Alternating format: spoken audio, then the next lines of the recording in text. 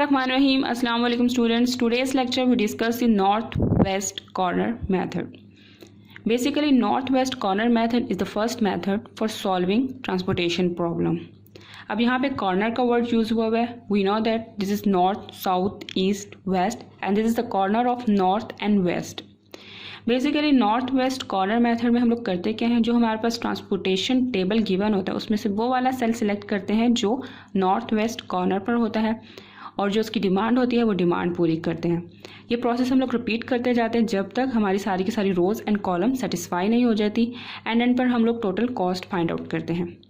आज जो मैं आपको ट्रांसपोर्टेशन प्रॉब्लम करवाऊंगी वो बैलेंस ट्रांसपोर्टेशन प्रॉब्लम है, क्योंकि इससे प्रीवियस लेक्चर में मैंने आपको ट्रांसपोर्टेशन प्रॉब्लम की टाइप्स पढ़ाई थी, balance transportation problem and unbalance transportation problem.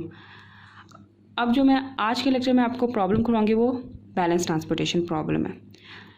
Transportation problem में हमें destination, supply, source, demand given होता है, लेकिन प्रॉब्लम को सॉल्व करने से पहले हम लोग चेक करते हैं कि आया ये प्रॉब्लम जो है वो बैलेंस है या अनबैलेंस है.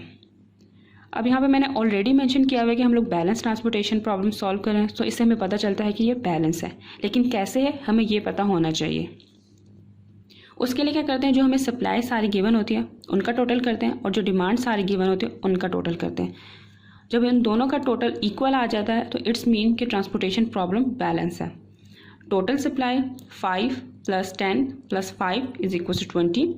Total demand 5 + 5 + 10 = 20. इट्स मीन कि सप्लाई एंड डिमांड इक्वल है, सो transportation problem is balance.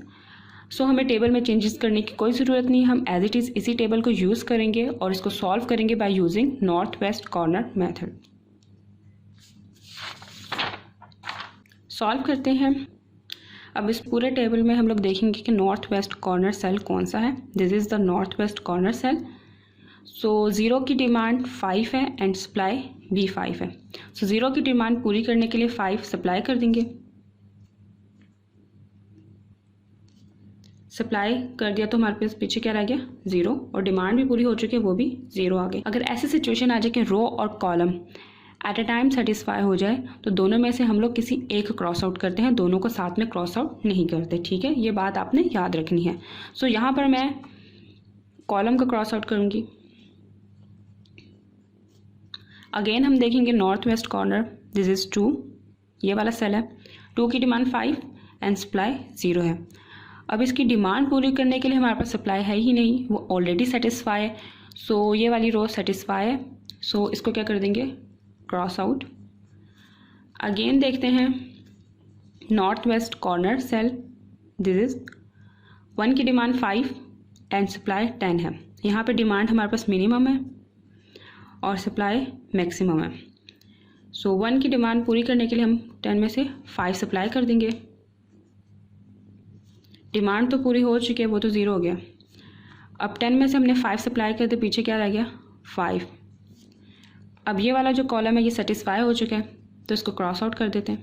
Again हम देखते हैं north west corner cell, this is 5 की डिमांड 10 एंड सप्लाई 5. अब यहाँ पे सप्लाई जो है हमारे पास मिनिमम है और डिमांड मैक्सिमम है. सो क्या करते हैं, 5 इसको सप्लाई कर देते हैं. 5 हमने सप्लाई कर दिया तो हमारे पास सप्लाई पीछे क्या रहेगी, 0 और डिमांड 5. सो ये वाली जो रो है वो सेटिस्फाई हो चुकी है, तो इसको हम क्रॉस आउट कर देंगे. अगेन हम देखते हैं नॉर्थ वेस्ट कॉर्नर सेल, तो ये है हमारे पास 3 की डिमांड 5, सप्लाई भी हमारे पास 5 है. सो 3 की डिमांड पूरी करने के लिए हम लोग 5 सप्लाई कर देंगे. सप्लाई भी 0 हो गया और डिमांड पूरी हो चुकी है, वो भी 0 हो गया.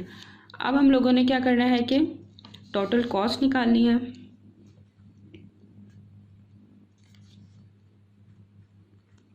टोटल कॉस्ट कैसे निकालते हैं, जहाँ जहाँ पे एलोकेशन होते हैं वहाँ वहाँ पर हम लोगों ने देखना है.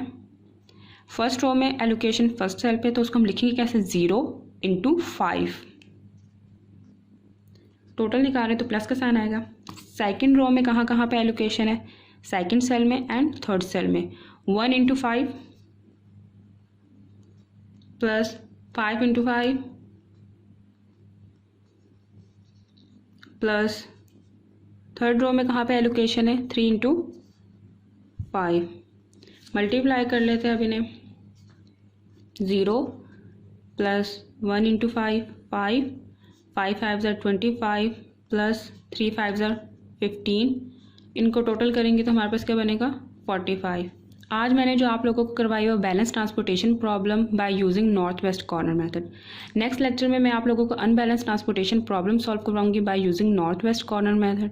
आज का लेक्चर यहीं तक था। अगर आपको इस पूरे लेक्चर में कोई भी इशू हो तो आप मुझसे नीचे कमेंट बॉक्स में पूछ सकते हैं। अगर आपको मेरी वीडियो पसंद आई तो इसे लाइक एंड शेयर कीजिए एंड मेरे चैनल को सब्सक्राइब कीजिए। Thank you for watching my video.